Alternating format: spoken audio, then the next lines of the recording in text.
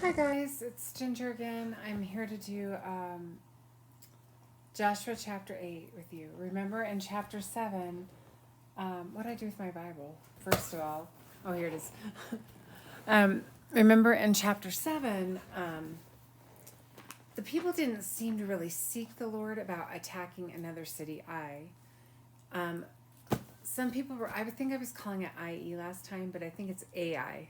I think you say it AI. Anyway, everybody seems to pronounce it differently, but Ai chased the Israelites down and killed quite a few of them.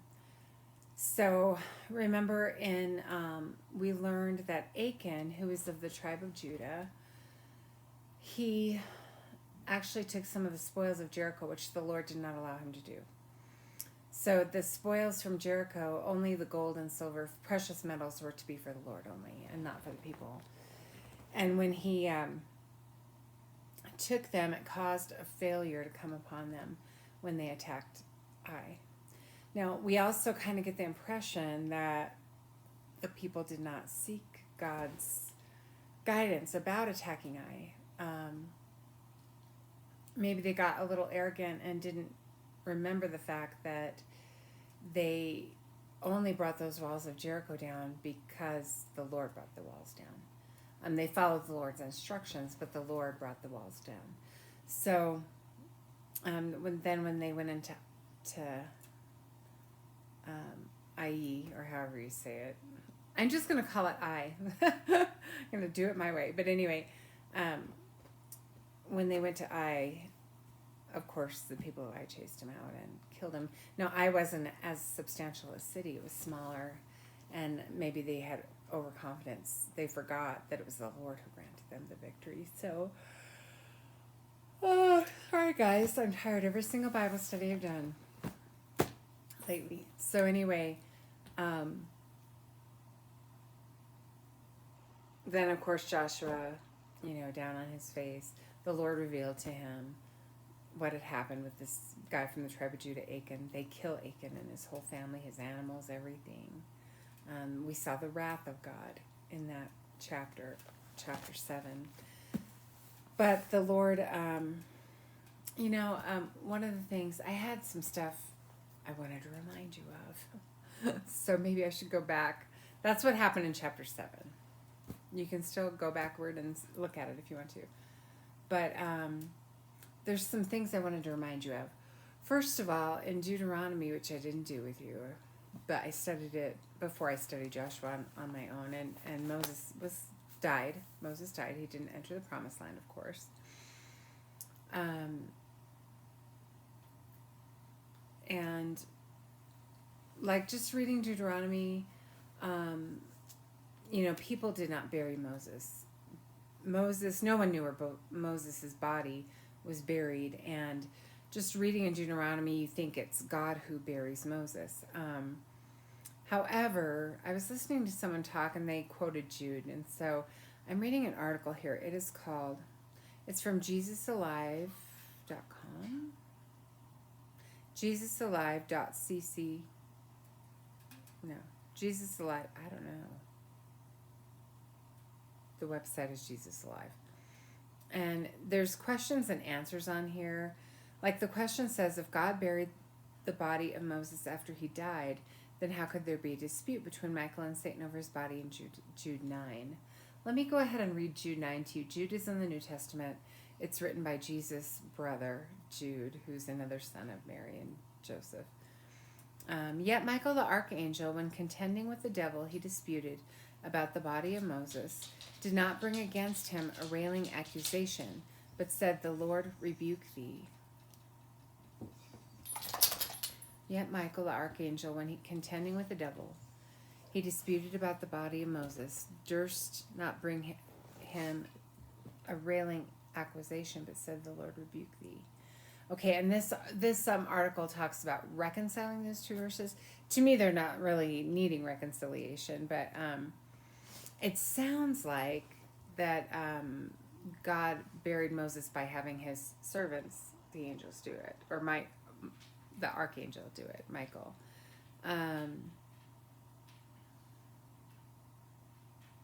It sounds like they were contending for the body of Moses. In other words, Michael the archangel wanted it, and Satan wanted it. And in this article, it talks a little bit about why would Satan want the body of Moses. And I thought this was interesting because this is probably it. These Israelites were prone to worshiping false gods. Keep that in mind. Remember the golden calf? They might have even participated in some of the Egyptian worship of the gods there. My dog wants out. You knew that was going to happen, didn't you? Okay, let me let the puppy out. Hold on.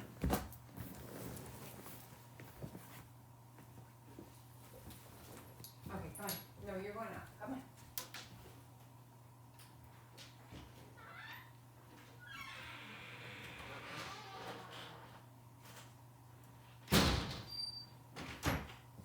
Okay, we're just going to leave the animals out for now so that I can actually focus on you people.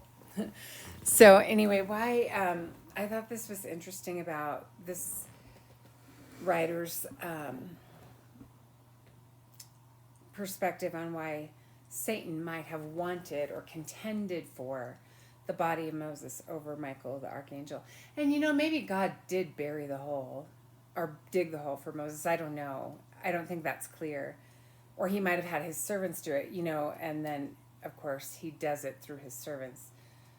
But perhaps this person was thinking that maybe the Michael the archangel was just guarding the body of Moses. Okay, where are we at? Hold on. No, I lost it. Okay, hold on.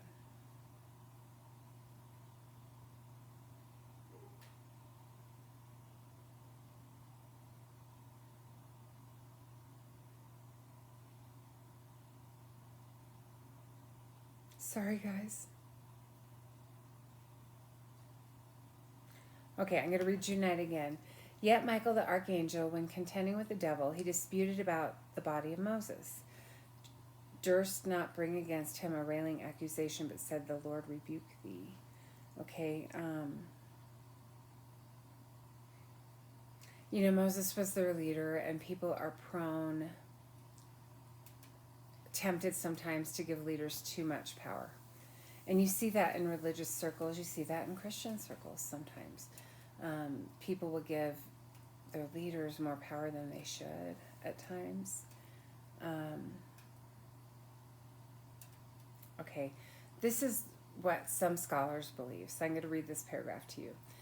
The reason given by most scholars about why Satan would want the body, and what seems to me to be the most logical answer, is that he likely wanted to use the body of Moses to create a shrine or idol that the Israelites would worship instead of God. This was certainly a good strategy, as we see that they have already done this with the golden calf, and they turned the bronze serpent into an idol that they worshipped all the way until Hezekiah became king, when he destroyed it. The Israelites would also likely have had to leave the promised land to worship at this shrine or idol of Moses. Knowing Satan's plot, how could God stop it? By stepping in and burying the body of Moses himself in a place where no one, including Satan, would know where it is. Okay, I'm going to read the second theory. I haven't even read this one yet. I was just kind of skimming through this article right before I started. So let me read a second theory. It says, but the second theory is very interesting too. Now, I'm kind of getting off topic. I'm not even in Joshua right now, but bear with me. I just think this is interesting to back up a little bit, because right before the start of the book of Joshua, Moses, had died. So I think that's totally possible, that Satan was trying to, he wants to get us to worship anything but the true God. And that would include leaders and everything. I mean, he's done it before. And so, anyway, let's go ahead. In this theory, after Moses died, God buried him. But after a period of time, God raised the body of Moses and brought it to heaven. What, you might be saying? Let me explain. This one sounds more far-fetched to me. I'm more likely to believe the first one. We know that at a future date, God is going to put Elijah and Moses on the Mountain of Transfiguration with Jesus. We also know, of course, since God had taken Elijah up to heavenly body, he took Elijah out of this world without him dying. He most certainly was at the Mountain of Transfiguration in that same body, right? Does it make sense that Moses would also appear in his body? So how can Moses get that body if God had previously brought it to heaven from where he had hidden it? But the thing is, I'm less likely to believe this one. Not that it couldn't happen, but this, when Elijah was taken, he never died. He just went to heaven. He never died. And Moses did die. And it says he was buried. Elijah was never buried. So I think there's key differences here. I'm more likely to believe the theory, and it's a theory, that that Satan wanted that body to try to get people to worship it. So anyway, I just thought I'd throw that out there. And then Achan's name, remember from our previous chapter,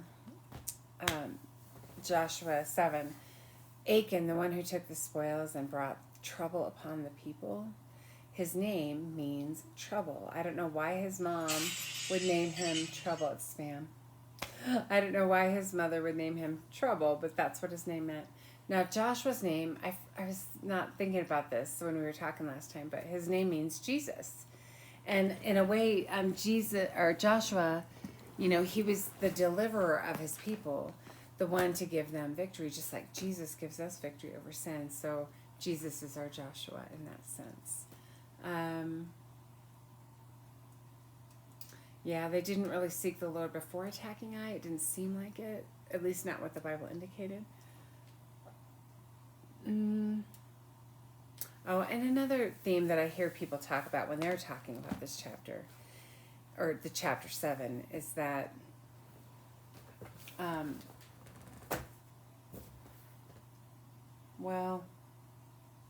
the things that we do affect the people around us. People think they can sin just in a bubble and that it won't bother anybody else. I'm just doing what I want. It's not going to bother anyone else. But that's not true. I'm all for letting people choose their own path. I mean, I can't force people to follow Jesus Christ at all. But the things they do affect their families. They do affect the people around them, their coworkers, their neighbors, their world, their society. Sin does affect everyone else, not just the person doing it. So anyway, I thought that was a good point. But let's jump into chapter 8. I think it's a little bit longer, so I'll read as much as I can. Well, I think we'll get through it, though. We'll see. Now the Lord said to Joshua, do not fear or be... This is after Achan and his family are killed. Now the Lord said to Joshua, do not fear or be dismayed. Take all the people of war with you and arise. Go up to Ai. See, I have given into your hand the king of Ai, his people, his city, and his land. You shall do to Ai and its king just as you did to Jericho and its king.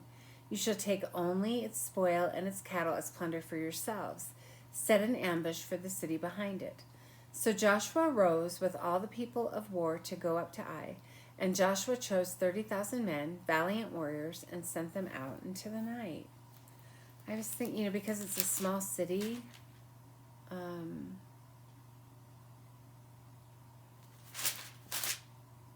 looking for a passage from chapter 7, but I'm not finding it. I'm going to keep reading. He commanded them, saying, see, you are going to ambush the city from behind it. Do not go very far from the city, but all of you be ready. Then I and all the people who are with me will approach the city, and when they come out to meet us at the first, we will flee before them. They will come out after us until we have drawn them away from the city, for they will say they are fleeing before us as at the first. So we will flee before them. And you shall rise from your ambush and take possession of the city. For the Lord your God will deliver it into your hand. Then it will be when you have seized the city that you set the city on fire. You will do it according to the word of the Lord. See, I have commanded you. Okay, so Joshua has finally received his plan from the Lord. The Bible says God's ways are higher than our ways. He knows how to take the city. Now, they are going to take this city. It's not like Jericho where the walls are going to miraculously fall down. The city is going to be attacked by the Israelites. So God does tell them in verse 2 that they are going to take the plunder for themselves. And a lot of people I hear talking about this chapter, they say if Achan only waited, he could have taken all the plunder he wanted out of the city of Ai. He could have become rich on what they had. But he didn't. So God had a plan to bless these people with the plunder of a city, but it was the city of Ai instead of the city of Jericho. And God knows what he's doing. We don't even understand all the reasons why, but God had a plan for them to take the plunder from this city. So anyway, so the plan is that Joshua chose 30,000 men and sent them out at night, and they're going to be behind the city and they're going to ambush it. So it's a surprise attack, but Joshua's going to take a bunch of other men and they're going to approach the city. You know, the last time they approached the city, the people of Ai ran them off and killed many of them. So Joshua and his group, they're going to go towards the city of Ai. And the people are going to chase them out. They're going to flee. They're going to pretend like they're afraid and they're fleeing. And then the people that are in the other location are going to seize the city. When the men of Ai are all running Joshua and his group off, that's when the men are going to seize the city, the other group of men. When they're done taking the plunder and all of that, they're going to set the city on fire. Okay, verse 9. So Joshua sent them away, and they went to the place of ambush and remained between Bethel and Ai on the west side of Ai. But Joshua spent that night among the people. So this ambush group is going to be on the west side of Ai. Now Joshua arose early in the morning and mustered the people, and he went up with the elders of Israel before the people of Ai. Then all the people of war who were with him went up and drew near and arrived in front of the city and camped on the north side. So the ambush group is on the west side.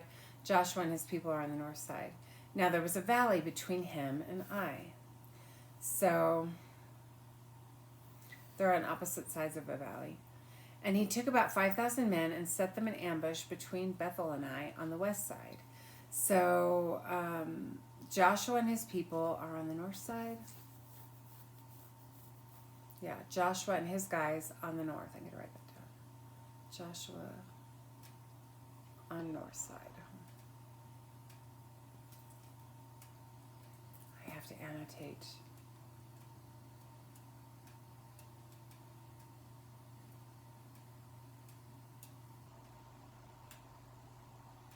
Okay, so Joshua and his people are on the north side, and then the ambush group is on the west side. Ambush group on the west side. Ambush on west. So they're just waiting for Joshua, for all the men of Ai to flee after Joshua and his guys. And this is a brilliant plan. Verse 13, so they stationed the people, all the army that was on the north side of the city, and its rear guard on the west side of the city, and Joshua spent that night in the midst of the valley. It came about when the king of Ai saw it that the men of the city hurried and rose up early and went out to meet Israel in battle, he and all his people at the appointed place before the desert plain. But he did not know that there was an ambush against him behind the city. He saw Joshua and those men, but he didn't know the other men were there. And they defeated him before, so I'm sure now the people of Ai are confident. Joshua and all of Israel proceeded to be beaten before them and fled by the way of the wilderness. Joshua and all of Israel pretended to be beaten before them and fled by the way of the wilderness. So Joshua and his guys are acting like they're scared and they're running, right? Psychological warfare. And all the people who were in the city were called together to pursue them. And they pursued Joshua and were drawn away from the city. So not a man was left in Ai or Bethel who had not gone out after Israel, and they left the city unguarded and pursued Israel. They didn't think this through at all. They're pursuing Israel, all the men of the city. I mean, they didn't leave anybody behind to defend the city against another potential group of Israelites.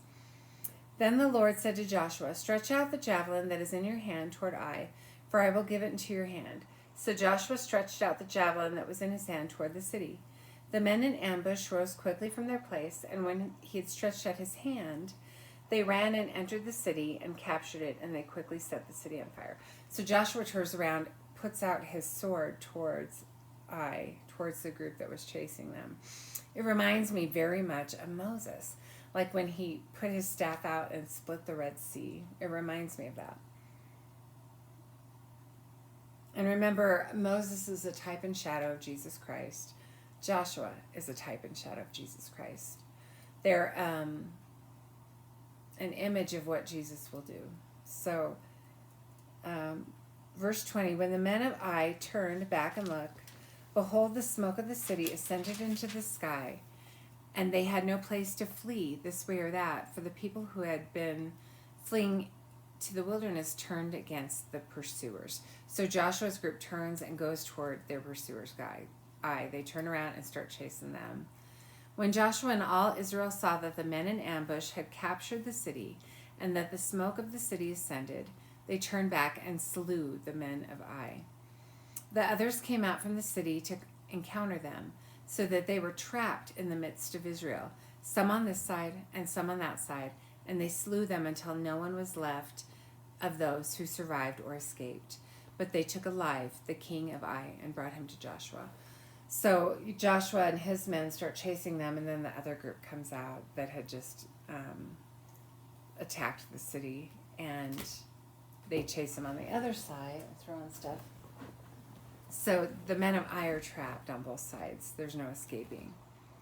They capture the king alive, the king of Ai.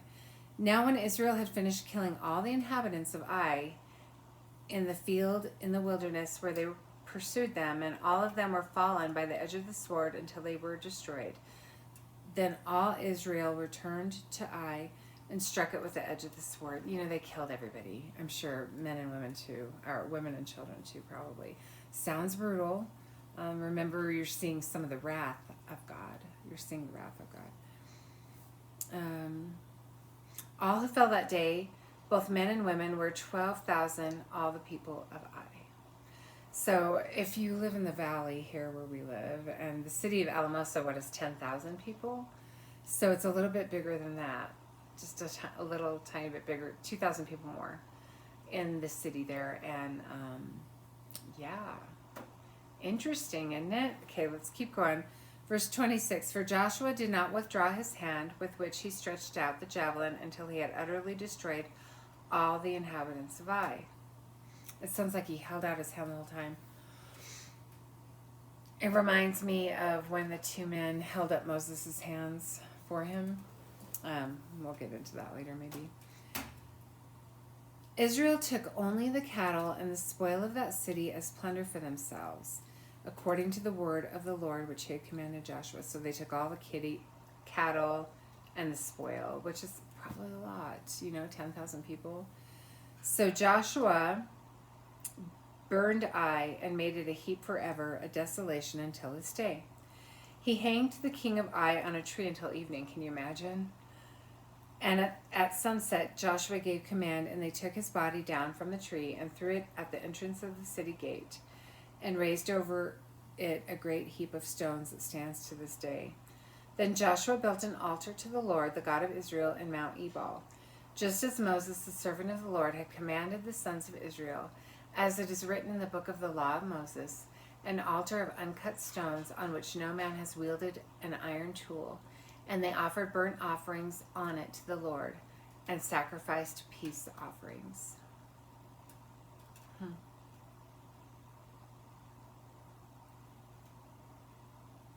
Sorry, I'm thinking for a minute.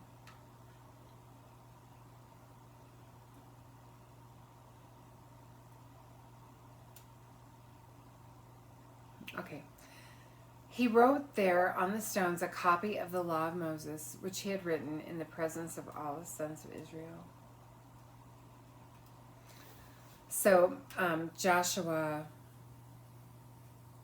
he copies the law of Moses, the Ten Commandments, onto these stones. All Israel with their elders and officers and their judges were standing on both sides of the ark before the Levitical priests who carried the ark of the covenant of the Lord, the stranger as well as the native. Half of them stood in front of Mount Gerizim and half of them in front of Mount Ebal, just as Moses, the servant of the Lord, had given command at first to bless the people of Israel. Then afterward he read all the words of the law, the blessing and the curse according to all that is written in the book of the law. There was not a word of all that Moses had commanded, which Joshua did not read before all the assembly of Israel, with the women and the little ones and the strangers who were living among them. Like, they had foreigners living among them.